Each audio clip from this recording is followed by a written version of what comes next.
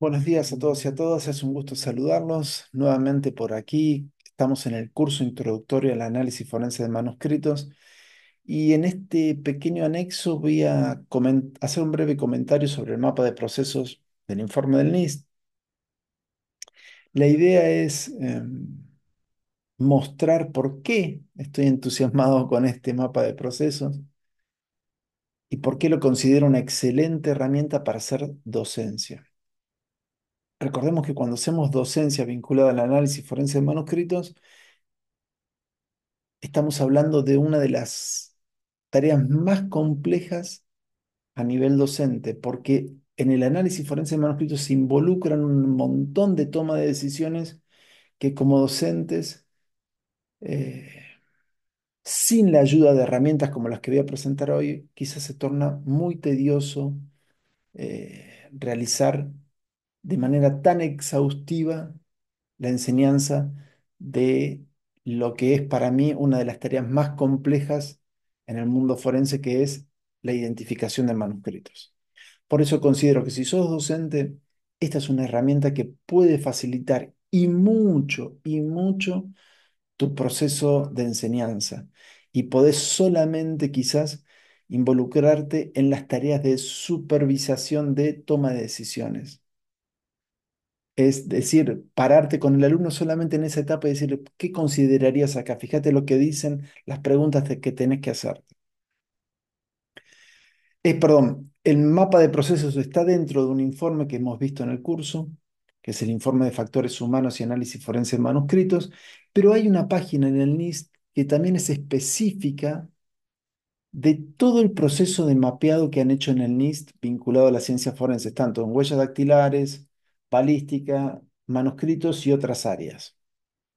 Lamentablemente hoy en día la administración pública estadounidense está defalteada, ¿no? El presidente Trump ha decidido parar un poco la inversión en determinadas áreas y creo que en el área forense se ha parado, sobre todo en lo que es el NIST y los grupos OSAC. No estoy actualizado en la información, no sé muy bien qué ha pasado, pero por lo menos nosotros tenemos en Factores Humanos y Análisis Forense de Manuscritos un informe del 2020 que es bastante contemporáneo y que de alguna manera se considera como una fotografía del estado del arte actual del examen forense de manuscritos en países anglosajones. Voy a decirlo de esa manera porque muchos nos van a decir, no, nosotros trabajamos de otra manera. Acá en Latinoamérica somos mejores que ellos, tenemos otros procedimientos. Pero lo cierto es que aquí en Latinoamérica no hay todavía un informe transparente que dé cuenta de nuestra situación y en el cual también se incluye un mapa de procesos.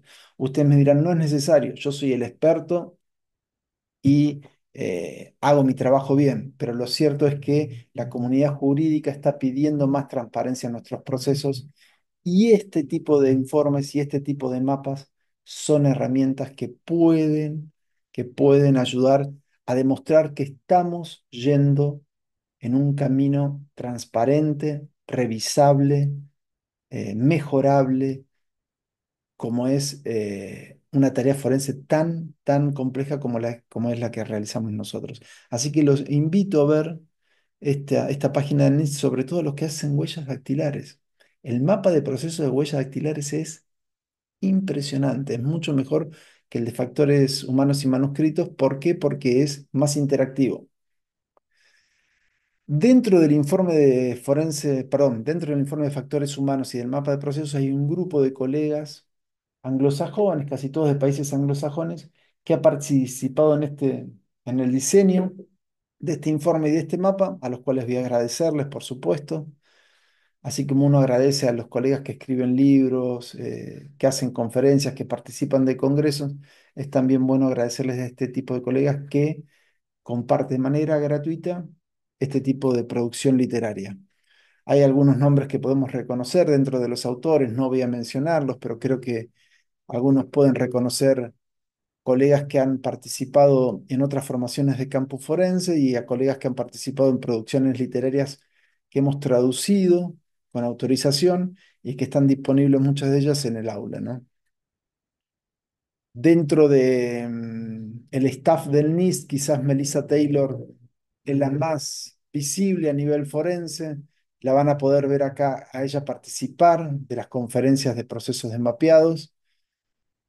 Sin duda alguna debe tener ella facilidades para el diseño de normas, de estándares y de procesos metodológicos transparentes porque está vinculada a muchas de las áreas forenses que están ahí en el NIST.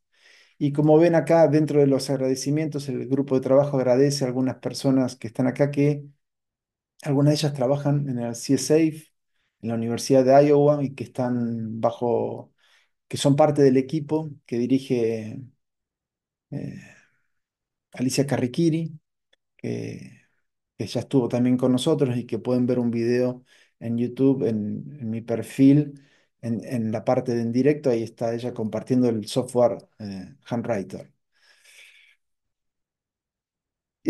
Primero, antes de avanzar, quiero que quede claro, ¿no? Que estamos hablando acá de mapas de procesos y que es obvio que un mapa no es el territorio. ¿Mm? Esto es más que obvio. eh, ya lo dijo el colega, iba a decir, el, el escritor francés Houellebecq, ¿no? Que en su libro El mapa y el territorio. Y el territorio. El mapa no es el territorio, pero de alguna manera también los mapas son diseños conceptuales, metodológicos, que sacan una fotografía a lo que está pasando en ese momento. Por supuesto, con toda una carga cultural, cognitiva, referenciada, perdón, en esta época. Sabemos que en esta época, todos los que son los estándar Dauber, todo lo que es eh, los cuestionamientos que se han hecho a las disciplinas forenses, han exigido a esta comunidad que diseñe procedimientos y herramientas transparentes que puedan ser eh, interpeladas no solamente por otros expertos, sino también por la comunidad jurídica, eh, para que de esa manera los procedimientos sean más transparentes, sobre todo para cuestionar lo que es la fiabilidad y la validez de ese procedimiento. ¿Qué es un proceso? Siempre hablamos, ¿no? Es un método, es un proceso, lo que hacemos. ¿Qué cuando hablamos del método de identificación de manuscritos, cuando se dice el grafocinetismo, que no tiene un método detrás, cuando se dice el método grafonómico, el método, ¿qué es lo que hay detrás de un método? Bueno, generalmente hay un proceso que es una serie de pasos definibles, repetibles, medibles y verificables que transforman los insumos en productos de valor para un cliente, interno o externo. Nosotros analizamos un objeto, que es la escritura manuscrita, mediante una serie de pasos definibles, repetibles, medibles y verificables que transforman ese proceso en un producto de valor que es un peritaje. ¿No? Estos procesos tienen un punto de inicio y un punto final específicos. Y dentro hay un conjunto ordenado y secuenciado de actividades que deben realizarse. El mapa va a dar cuenta de ese proceso. Es decir, lo que nosotros hacemos todos los días cuando analizamos forenses en manuscritos, lo único que van a ver acá es un mapa que da cuenta de ellos. Ustedes me dirán, no, porque los mapas no sirven. Bueno, lamentablemente este mapa también lo construyeron ustedes. Este mapa está dando cuenta de lo que hacen ustedes. Es decir, ustedes, con su forma de trabajar, han colaborado en el diseño de este mapa. Este mapa no es más que un, una visibilización del proceso que hacen ustedes. Sí, lo hicieron otros colegas, pero ustedes forman parte, así que es algo que es parte eh, del estado actual del análisis forense de manuscritos. ¿Por qué se hace esto? ¿Por qué se hace esto? Porque dentro del análisis forense de manuscritos se involucran factores humanos. Y los factores humanos, principalmente, el principal es el perito, ¿no? Pero hay factores humanos vinculados también con el informe pericial que tienen que ver con la comunidad de laboratorios, con los colegas, con los revisores, con el juez, con el abogado, con el cliente, con el solicitante, etcétera, etcétera, etcétera.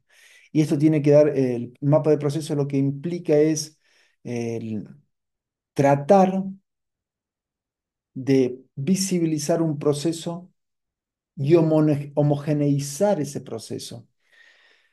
Esto no significa que todos vayamos a hacer el procedimiento o el proceso de igual manera, pero sí nos ayuda a dar cuenta de las etapas básicas o mínimas, perdón, que hay detrás de un procedimiento de este tipo.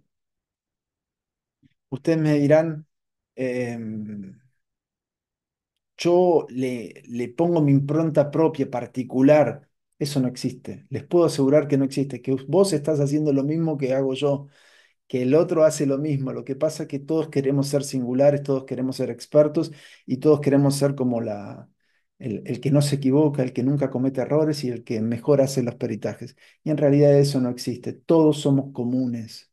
Todos somos peritos comunes y corrientes con las mismas habilidades.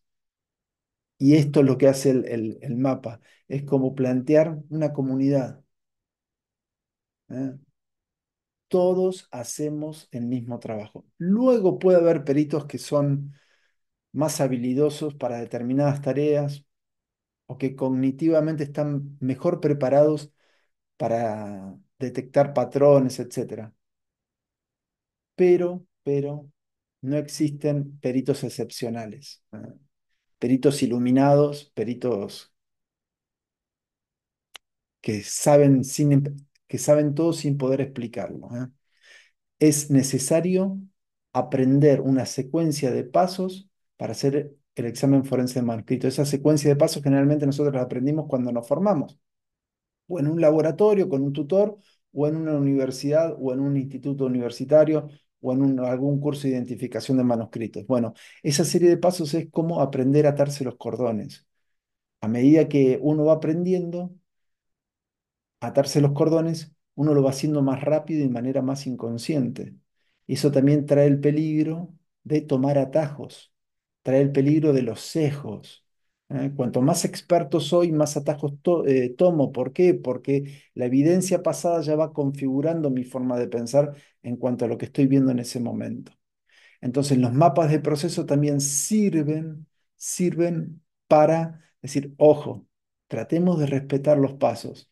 Tengas un año de experiencia o tengas 20 años de experiencia. Porque si hay pasos constituidos y consensuados dentro de la comunidad, por algo están. Así que tratemos de respetar siempre esos pasos o requerimientos mínimos que tenemos para realizar una tarea fiable y válida.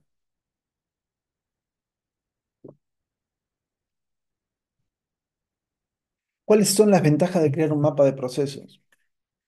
Aumentar la satisfacción y el rendimiento de los empleados. Ya no existen gurúes o peritos superdotados, todos hacemos la misma tarea. Proporcionar pruebas demostrables del uso de los estándares del sector. Esto es una demostración, un mapa de procesos del estado actual de la identificación de manuscritos.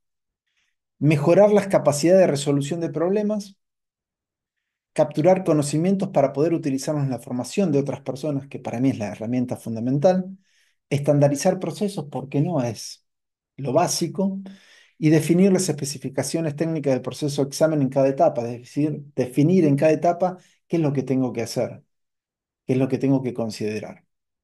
Yo agregaría aquí también que los mapas de procesos son, eh, de alguna manera, un flujo que le saca la fotografía, como les decía recién,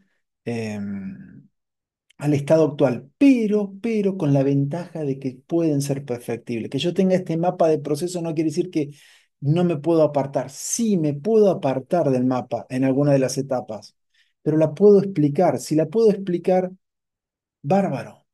Bárbaro, ahí está la cuestión, saber explicar. Entonces, nos puede servir como una guía, pero también nos puede servir como peritos de control para ver si podemos hacer preguntas pertinentes y relevantes sobre la tarea que ha llevado adelante el perito oficial. Entonces, que el perito oficial explique por qué se apartó del mapa. Entonces el perito oficial va a decir, no, bueno, yo soy perito oficial, yo soy el que sé, no tengo que explicar nada, tengo 30 años de trabajo. Bueno, eso ya no va.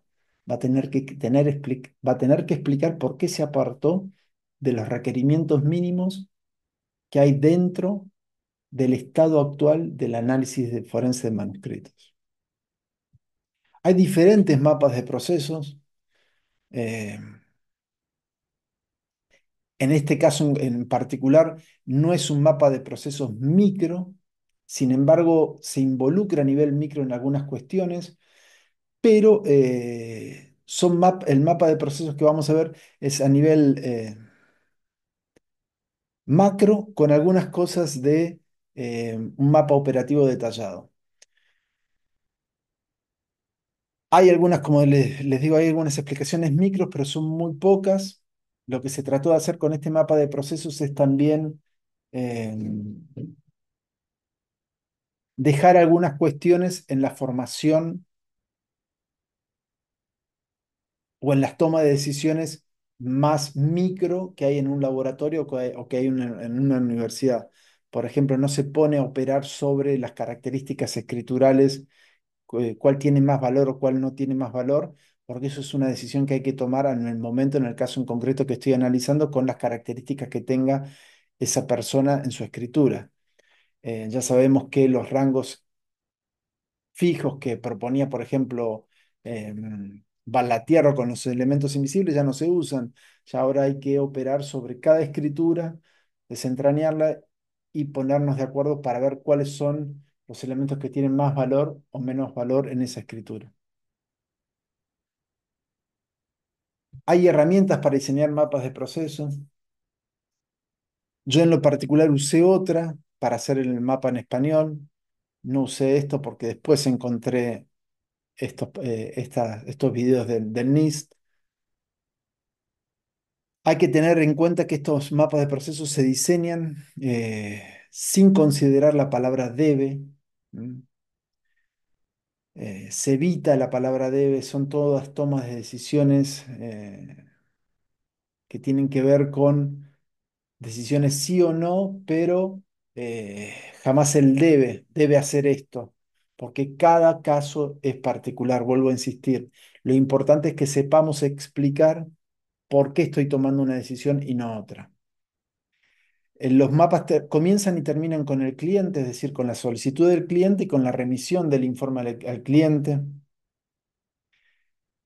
Cada entrada o salida se describe usando un sustantivo, cada actividad se describe usando un verbo, analizar, documentar, calcular.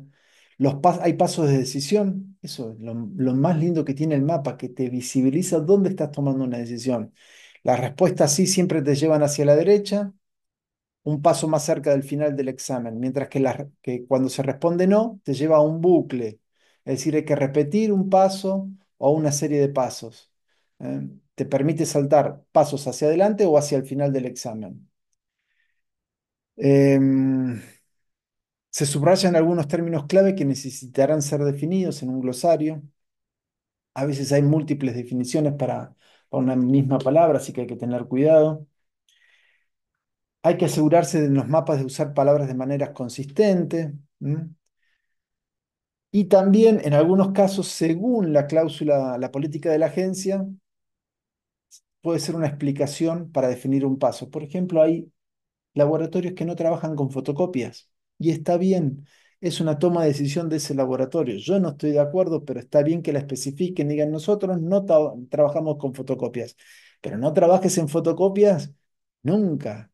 No en casos que tengas que resolver a pedido político vas a trabajar y cuando sea un caso común y corriente no trabajes, ¿eh? Pero creo que eso es importante. O sí definir en qué casos voy a trabajar cuando hay fotocopias o en qué casos no vamos a trabajar cuando hay fotocopias. Pero eso tiene que estar definido ya en el mapa de procesos y evidenciado de manera clara en ese mapa. Hay un caso que vamos a ver, en el mapa hay procesamiento de imágenes.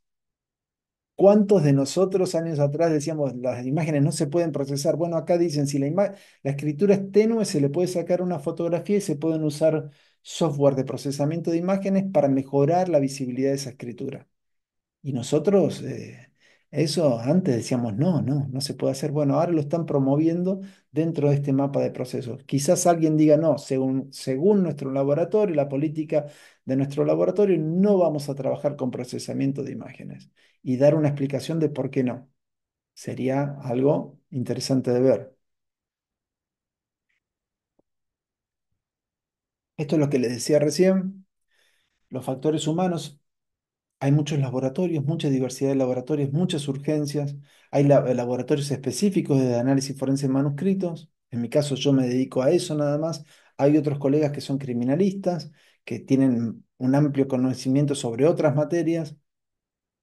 Hay otros colegas que se dedican solamente a accidentología y a manuscritos. Hay otros colegas que hacen eh, diferentes tareas vinculadas a las ciencias forenses.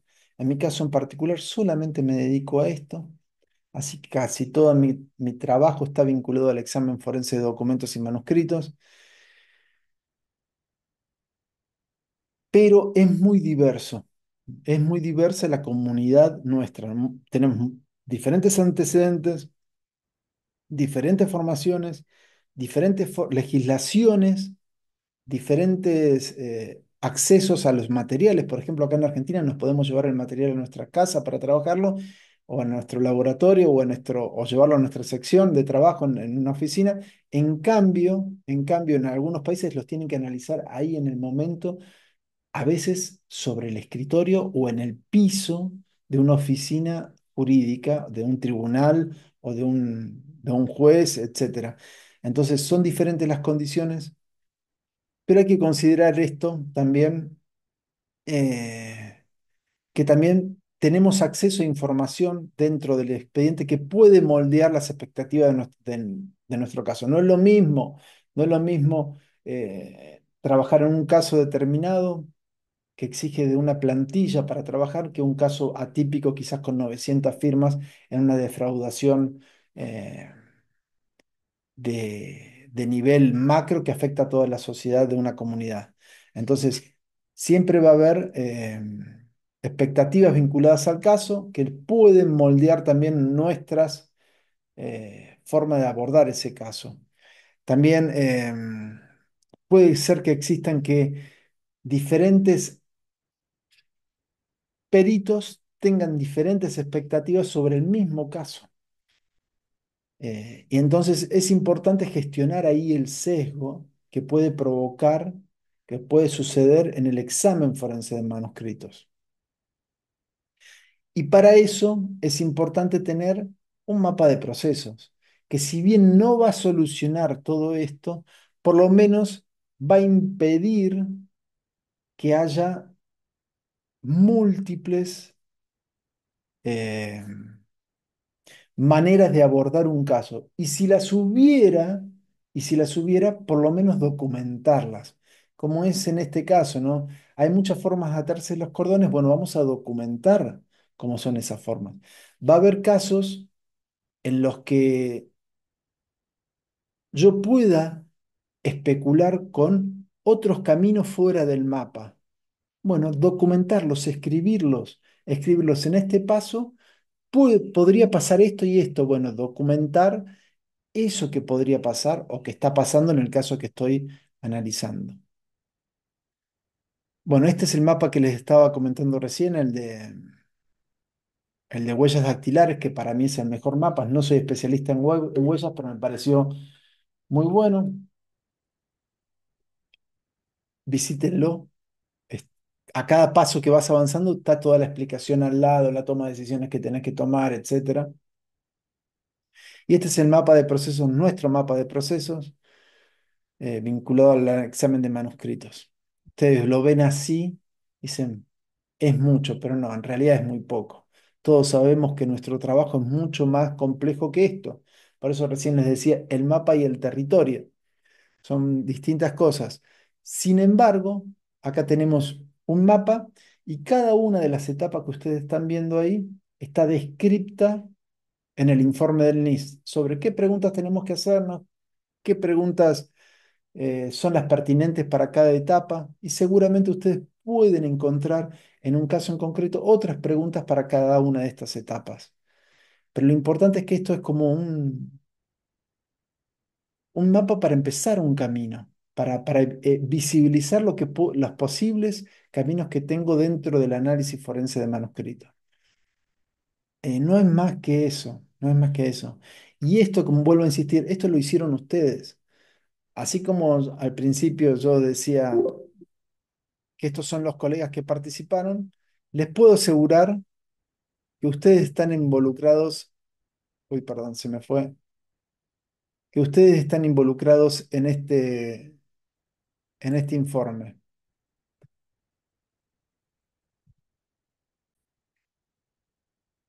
Y cuando se encuentren con alguien que les dice, no, porque yo soy distinto, hago algo distinto, le imprimo mi forma particular de hacer el examen, no es así. Les puedo asegurar que está ahí adentro. Está ahí adentro de este mapa de procesos. Todo lo que uno se cree de singular en realidad no tiene nada de singular. Son cosas que aprendimos de los libros de manera consciente o inconsciente, en nuestra escuela o universidad, de nuestros colegas. Todo es aprendizaje de otras fuentes. No hay peritos genios, no hay peritos que tengan la varita mágica o la explicación a todo, sino que todos aprendemos con distintas fuentes, ¿no? Principalmente las más visibles son los libros, nuestra educación formal, pero también aprendemos en los congresos, en las charlas, aprendemos de las cosas buenas de los otros peritos y de las cosas malas de los otros peritos, aprendemos de los errores que cometen los demás y de los errores que cometemos nosotros, aprendemos de diferentes fuentes. Así que cuando alguien les diga, yo trabajo de otra manera, yo soy singular, yo tengo mi propio método, yo hago esto, no. Les puedo asegurar que eso no está. Está acá dentro y ya ha sido caracterizado dentro de este mapa de procesos. Hay toda una construcción dentro de este mapa de procesos. No es que se juntaron un día. Linton Mohamed en el curso que dio en el 2020 nos contó, fue realmente un proceso extenuante, a veces presencial, a veces online, de escribir y reescribir, de corregir y de hacer devoluciones. No estaban de acuerdo en todo, todos los colegas. Por ejemplo, hay colegas que son más tradicionales, hay colegas que van más por el enfoque del informe evaluativo. Hay colegas que están de acuerdo con el análisis de fotocopias y hay colegas que no. Hay colegas que están de acuerdo con el procesamiento de imágenes y otros que no. Hay colegas que están de acuerdo con las conclusiones en razones de verosimilitud y hay otros colegas que no. Hay colegas que están de acuerdo con las proposiciones alternativas y otros colegas que no. Y todo está planteado en el informe. Todo está planteado en el informe. Entonces fue un proceso complejo.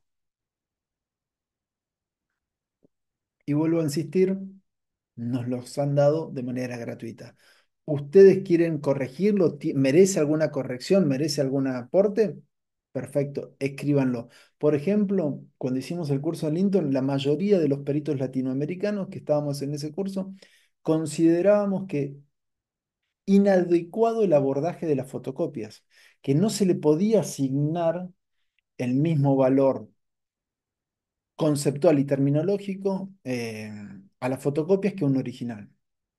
Es decir, si hay una fotocopia, no puedo concluir eh, sin más. Tengo que aclarar que es una fotocopia, que es una reproducción, que es, etcétera. Pero ese fue un desacuerdo que tuvimos. Creo que fue el único desacuerdo grave que hubo en relación al mapa de procesos. Yo particularmente considero, tengo mi opinión sobre las fotocopias, pero había otros colegas que tenían otras opiniones más drásticas, como que no se debían analizar las fotocopias. Creo que son muchos los colegas que opinan de esa manera. Es otra opinión. En mi caso en particular, creo que se tienen que analizar, pero con ciertos eh, nivel conceptual y no con el mismo nivel conceptual que los originales. Vamos ahora a hacer una revisión del mapa. Bueno, este es el mapa, esta es la traducción que hemos hecho. Tratamos de respetar los colores, los símbolos que estaban en el mapa original, porque significan dentro de los mapas de procesos algunos toma de decisión, etcétera. Tiene alguna explicación dentro de los mapas de procesos, pero hay algunos colores que no los respeté porque después para imprimirlo era medio difícil. No tengo habilidades para diseñar PDF, nada de esos, ni tampoco estos mapas de procesos, pero bueno, me puse a hacerlo, me llevó tiempo.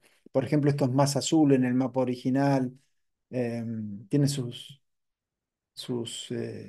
variaciones, pero traté de respetar todo esto, el color rojo, el amarillo, los colores celestes, las flechas acá también, que son las tomas de decisiones en la evaluación, etcétera. Em, Vamos a hacer un breve repaso del mapa para que vean que eh, es lo que hacemos habitualmente en nuestras oficinas. El inicio, como bien decíamos recién, el mapa de procesos inicia con la solicitud del cliente. Puede ser un abogado, puede ser un juez, un fiscal o una persona común y corriente que eh, nos pide un estudio de análisis forense de manuscritos con una solicitud formal. Si no hay una solicitud, lo voy a remitir al final, se lo voy a devolver al material, pero yo quiero saber qué es lo que pide la persona y qué es lo que quiere analizar. Tiene que tenerlo en cuenta. Y también hay que evaluar si el caso, lo que me están planteando, cumple con los criterios de aceptación de casos, sobre todo del laboratorio o de las exigencias de la política que tenga el laboratorio gubernamental, si es un laboratorio gubernamental, etcétera. Se aprueba, la pregunta o la requisitoria es la adecuada, el plazo de tiempo o análisis apropiado, o sea, por ejemplo, puede haber una persona que me diga, mañana quiero un informe y me entrega 300 documentos, le tengo que decir que no. ¿Es técnicamente factible realizar el estudio o no? Son preguntas que me tengo que hacer en relación al material que estoy recibiendo y a la requisitoria de la persona que me está preguntando. Por ejemplo, si me entrega un documento con una firma y me dice, quiero que me digas la personalidad de de esa firma, yo le puedo decir que ese procedimiento no es técnicamente fiable. ¿Por qué? Porque no estoy capacitado para hacerlo, no soy grafólogo, entonces no puedo hacer una perfilación de ese tipo. Pero, si sigue cumpliendo con los requisitos, está dentro de estas consideraciones de lo que yo puedo hacer como perito calígrafo, tengo que documentar bien la cadena de custodia según la política de mi laboratorio. Es decir, al recibir el material, tengo que ver que esté en condiciones adecuadas y dejarlos por escrito. Muchas veces los peritos recibimos el material con un oficio donde se escribe solamente pagaré tanto, cuerpo de escritura. Bueno, tengo que ver cómo están las condiciones de ese pagaré antes de recibirlo. Y si tiene alguna mancha, algún corte, algún rasgado, etcétera, documentarlo en esa requisitoria misma del cliente y decir, pongamos por escrito estas condiciones materiales. Y una vez que esos documentos fueron recibidos y verificados por el examinador, hay que pasar a la siguiente etapa, que es el preanálisis de los escritos dubitados. Aquí lo que vamos a hacer es separar los escritos dubitados de los indubitados, si es posible. Si no fueron discriminados antes, por lo menos separarlos, nosotros tener la consistencia en el laboratorio y decir, esto es indubitado, esto es dubitado. ¿Eh? Hay que considerar separar los escritos dubitados de acuerdo al estilo, cursiva, imprenta, firmas. Hay que preguntarse si hay escritos dubitados en original. Si no hay escritos en original, hay que considerar si es posible solicitar y obtener escritos dubitados en original. Muchas veces nos remiten al laboratorio las fotocopias cuando tienen el original. Entonces, pedirle los originales. Si no tengo, si no hay posibilidades de conseguir el original, puedo realizar un procesamiento de esas imágenes en fotocopias para mejorar la calidad de esa escritura que tengo en calidad de fotocopia, que es lo que recién le decían, ellos aceptan el procesamiento de imágenes, no está dentro del mapa de procesos. Si los escritos dubitados se presentan en original, hay que ver si tienen los suficientes detalles y claridad para hacer el estudio. Muchas veces se presentan en original, pero no son muy visibles. Bueno, quizás puedo procesarlos. ¿Eh? ¿El procesamiento aumentaría la claridad y el detalle de esos escritos? Sí, muy bien. Entonces realizo el estudio con el procesamiento. Si me dice que no, voy a pasar al paso 1320, que es parar el estudio, y volver el material al solicitante. Si ya tengo un material dubitado con suficiente detalle y claridad, sea en original o sea en fotocopia, sea procesado o no, tengo que pasar a la siguiente etapa y evaluar si estoy familiarizado con el set de letras empleado. Por ejemplo, dentro de los alfabetos están las letras que nosotros conocemos habitualmente, pero también puede haber caracteres chinos con los cuales no estoy familiarizado, o escritura en ruso con la cual no estoy familiarizado, o escritura en alemán con la cual, si bien es el mismo, en el alemán, el mismo tipo de alfabeto, puede haber algunos signos con los cuales no estoy habituado. Entonces, acá tengo que preguntarme si no estoy habituado, si puedo consultar con alguien y hacer un trabajo más interdisciplinario en cuanto al desciframiento de esa escritura, ¿no? Si no puedo hacerlo, tengo que interrumpir el estudio. Tengo que ser consciente de esas limitaciones. Muchos están como diciendo, no, pero el grafocinetismo es independiente de los alfabetos, vos ves el movimiento. No, no, paren, porque hay mucha literatura que dicen que se cometen errores en la interpretación de caracteres o alfabetos con los cuales no estamos habituados a trabajar. Hasta en el alemán puede haber consecuencias. Así que tengan cuidado porque el alemán también introduce algunos signos que no están dentro del español, por ejemplo. Una vez que ya considero que hay suficiente, es una escritura clara, que puedo visibilizar de manera clara en el documento, estoy familiarizado con el conjunto de escritura que estoy analizando, por ejemplo, escritura en español en letra imprenta, letra cursiva, ahí tengo que analizar si existe la cantidad suficiente y la complejidad necesaria para hacer un cotejo. Bueno, esto de la complejidad es una herramienta.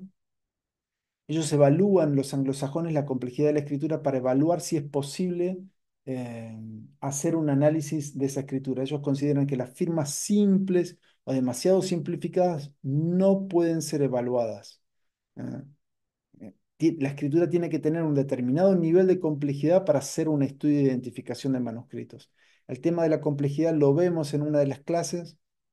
Es una postura anglosajona que nos sirve a los peritos que somos peritos de control también, eh, para evaluar el trabajo de los peritos oficiales, porque la evaluación de la complejidad dentro de la literatura en español no está introducida, entonces todo pareciera que se puede analizar, todo pareciera que se puede identificar, y no es así. Una vez que hice el preanálisis de los escritos dubitados, si estuve bien en todas estas etapas, paso a hacer un estudio completo de los escritos dubitados. Y ya acá voy a tener en cuenta para cada ejemplar dubitado, firma, escritura en imprenta, escritura en cursiva.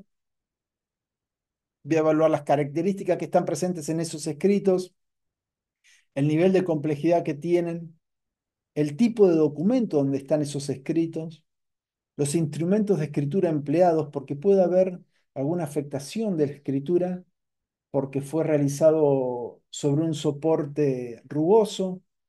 Entonces tengo que evaluar todas estas consideraciones en el material dubitado. Y la apariencia de la escritura. Si la escritura dubitada tiene una apariencia con indicadores de disfraz, con indicadores de alguna normalidad, registrada en nuestra literatura que nos llame la atención. Por ejemplo, muchos levantamientos del útil escritural, falta de presionado, etcétera. Puede haber algunos elementos que llamativamente nos llame la atención y digamos, che, acá hay algo raro en esta escritura. Bueno, lo documentamos a eso. Luego pasamos, si hay múltiples ejemplares de escritura dubitada, sí, ayudaría a agrupar o ordenar los escritos dubitados por fecha, tipo de documento, bueno, hacerlo. A veces es necesario hacer una cronología del material dubitado, poner las firmas en orden de acuerdo a los años, ¿eh? Cuándo fueron resumiéndose algunos elementos escriturales, cuándo se introdujeron otros, ver y documentar bien el proceso de historia gráfica de esos documentos o clasificarlos de acuerdo a documentos. Che, estas son las firmas que hacen los cheques, estas son las firmas que hacen el libro notarial, estas son las firmas que hacen el libro de actas. Hacer bien una caracterización para tratar de ordenar o sistematizar el análisis. Em, Acá en el punto 9, 390, perdón, la solicitud requerida esté vinculada a un cotejo dubitado o indubitado.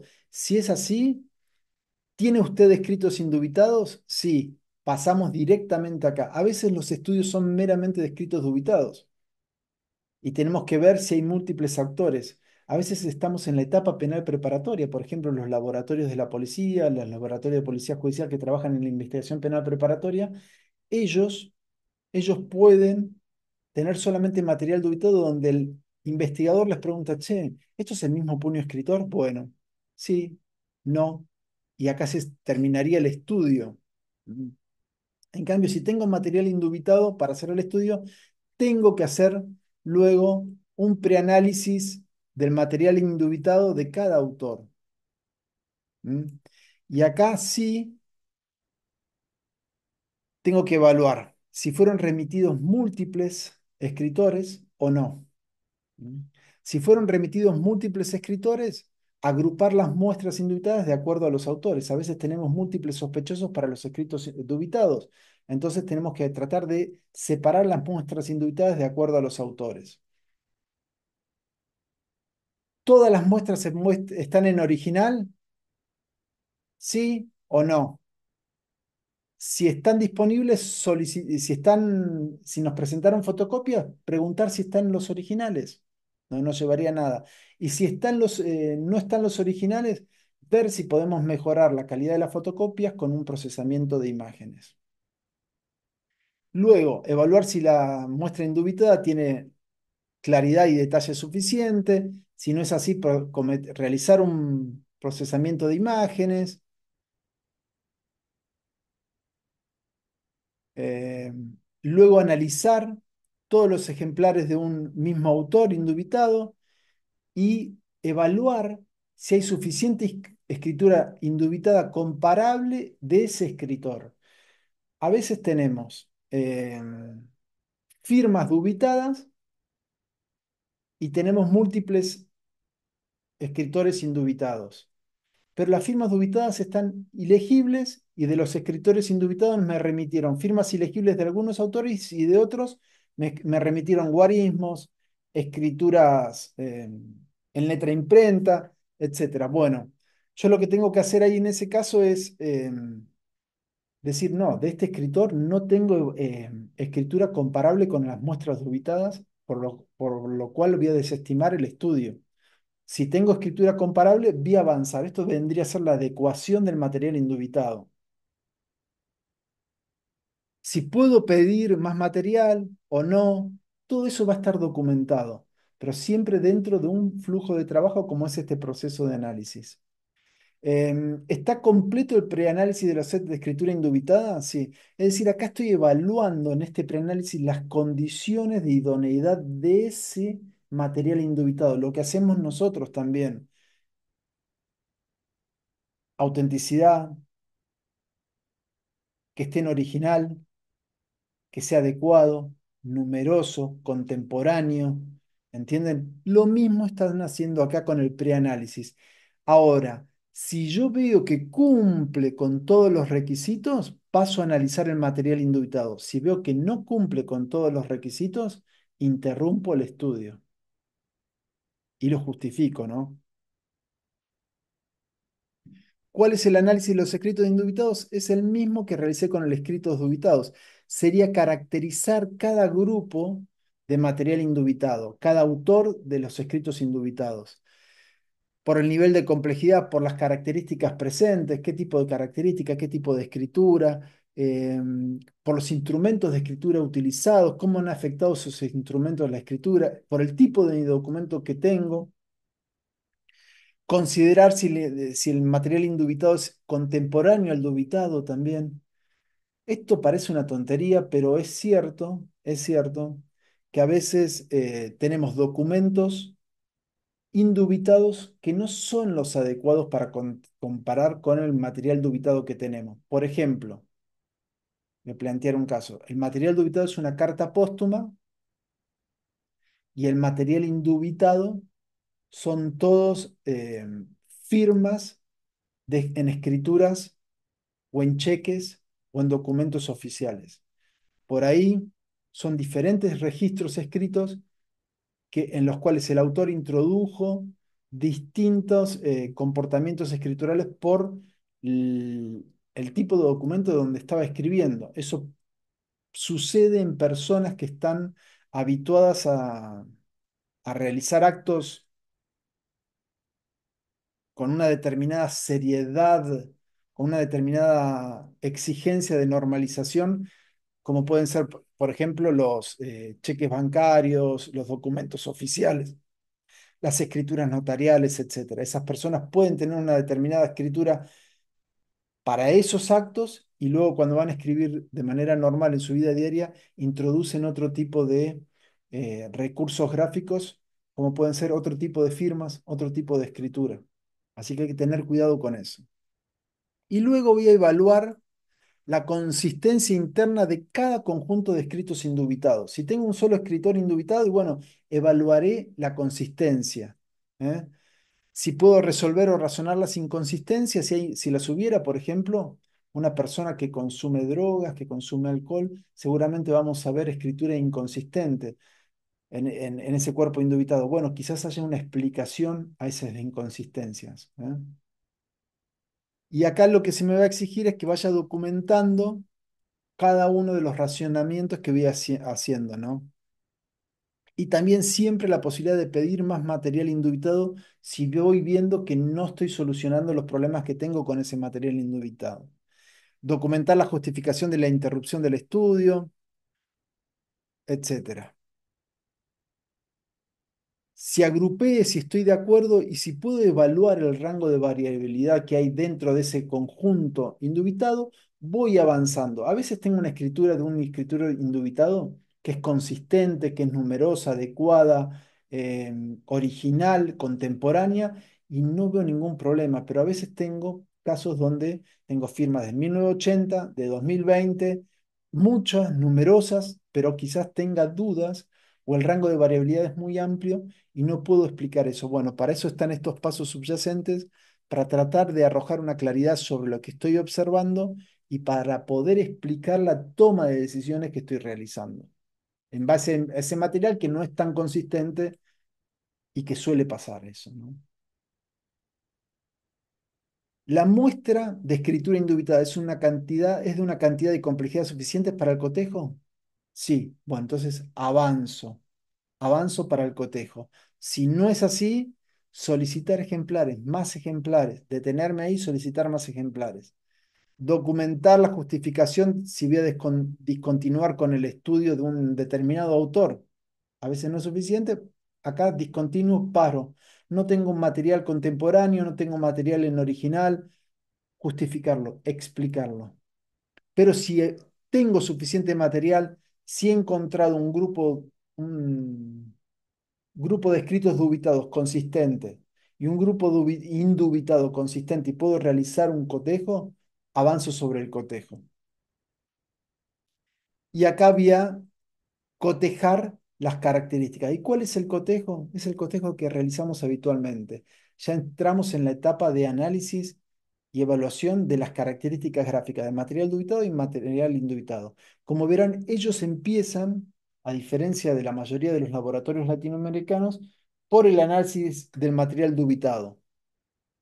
y luego del indubitado. Esto por una cuestión de evitar sesgos y evitar la reafirmación sobre lo que estoy viendo, es decir, evitar que uno trate de buscar en el material dubitado lo que tiene el indubitado y deje de lado otras evidencias que me puedan contrarrestar esa primera aproximación. Por eso lo que dicen los anglosajones es que primero tengo que caracterizar las firmas dubitadas, decir, esto es lo importante, esto es lo relevante de estas firmas, acá podría tener la identificación en estos elementos y luego las indubitadas.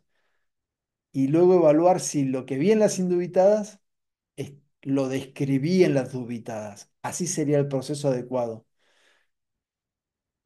Yo considero que el proceso es más ida y vuelta,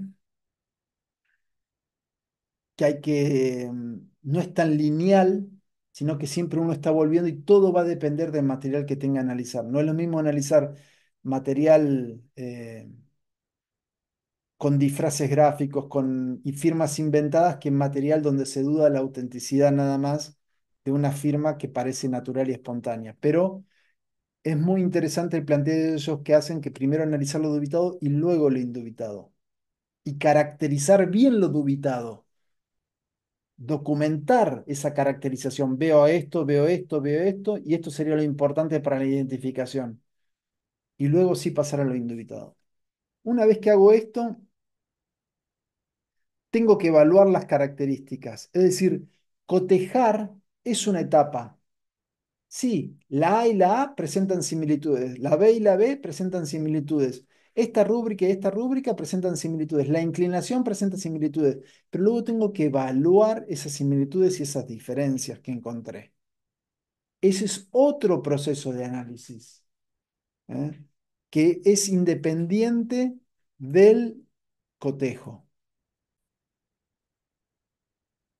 Y acá lo que tengo que considerar es si la escritura cotejada es de suficiente claridad y detalle, en un alfabeto en el que me siento cómodo, de suficiente cantidad y complejidad para el cotejo, realmente comparable, por ejemplo, firma con firma, firma legible con escritura cursiva, firma escritura cursiva con escritura cursiva. Yo entiendo que muchos me dirán, no, pero a mí en un caso me tocó que yo entiendo esas excepciones, las explico, pero los requerimientos mínimos en el estado de arte actual exigen determinada comparabilidad. Yo sé que muchos de ustedes me van a decir, no, en este caso yo, pero está bien, los entiendo, explíquenlo, explíquenlo. El conocimiento y habilidad de experiencia en comprender las variaciones de los elementos en una población relevante. Esto tiene que ver con eh, evaluar el material dubitado o el indubitado y entender por qué suceden determinados comportamientos. Por ejemplo, el material dubitado tiene polimorfismos en la construcción de las A. ¿Pero por qué puede ser? Y bueno, porque una A está al inicio en mayúscula, otra está después de una T. Sabemos que después de las T pueden haber polimorfismos y otra está al final después de un punto después de una I con punto arriba. Y bueno, puede haber polimorfismos ahí. ¿Eh? Puede haber que haya inconsistencias en el diseño de las A. ¿Por qué? Porque justo están sucediendo en eventos muy diferentes unos entre otros. Ahora, si hay polimorfismos después de las n, de todas las n, y bueno, ya ahí habría una rareza muy difícil de explicar. ¿Mm? Siempre, siempre explicar todo. Vuelvo a insistir en esto, va a haber expertos que van a hacer todo. Bueno, que lo expliquen, por qué lo hicieron y por qué se apartan de algunos requerimientos mínimos. Que puede haber casos que sí, que sucede, que yo puedo encontrar otra explicación.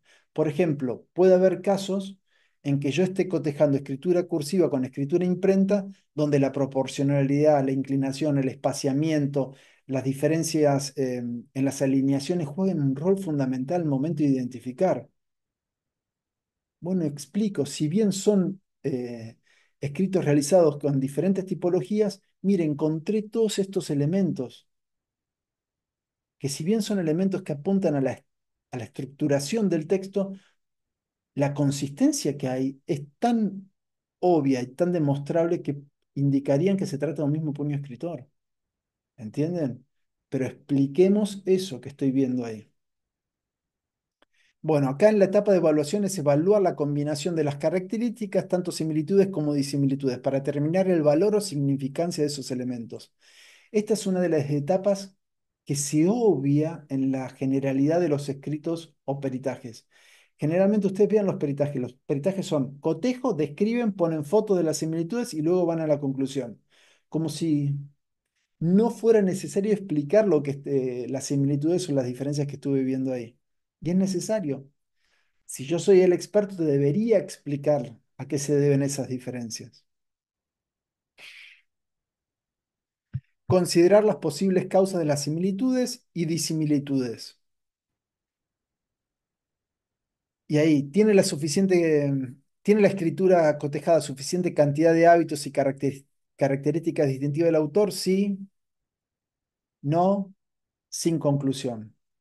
La 1320. Si tiene, no contiene evidencias de manipulación, textos insertos con cortar y pegar, copias idénticas, exacto, sí. ¿Están los escritos cotejados libres de diferencias o similitudes inexplicables? Lo que planteaba Osborne. Sí. ¿Hay suficientes similitudes para asociar los escritos cotejados? Sí. ¿Comparten los escritos cotejados una combinación de características significativas y relevantes? Sí. ¿Hay limitaciones asociadas con la complejidad y cantidad de escritos? No. Identificación de la escritura. Si hay limitaciones, probablemente escribió. No puedo explicarlas y bueno, tengo que bajar un poco los cambios, los que dicen ellos, y establecer una probabilidad. Si hay limitaciones, comparten los escritos cotejados una combinación de características significativas y relevantes, no. Hay algo que me llama la atención que no estoy totalmente seguro. ¿Hay limitaciones significativas? No, probablemente escribió. Si hay limitaciones significativas, sin conclusión.